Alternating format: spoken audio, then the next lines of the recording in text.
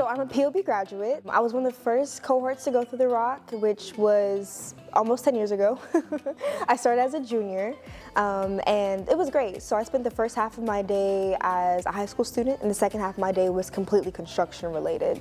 After that, I graduated with half of my degree from the ROC, from CPCC in electrical systems technology. I decided to finish that while I was working. I worked for 2 major electrical contractors.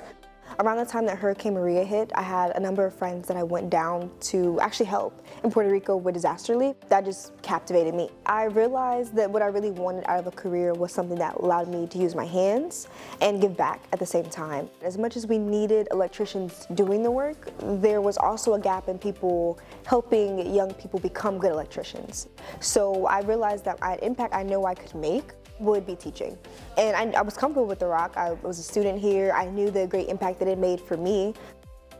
To see a student that walks into class every day frowning, no eye contact, go from looking you in the eye, saying good morning, getting ahead on tests and things like that, and they walk out of here knowing that they were productive, that they accomplished something, that they learned something, that they'll be using the moment that they graduate high school. And that's the beauty of working with high schoolers, that they are still in the period where they're teenagers and they're growing. So to be a part of that growth is definitely my privilege. I'm confident that I would never have ended up in the trades had I not found the ROC program.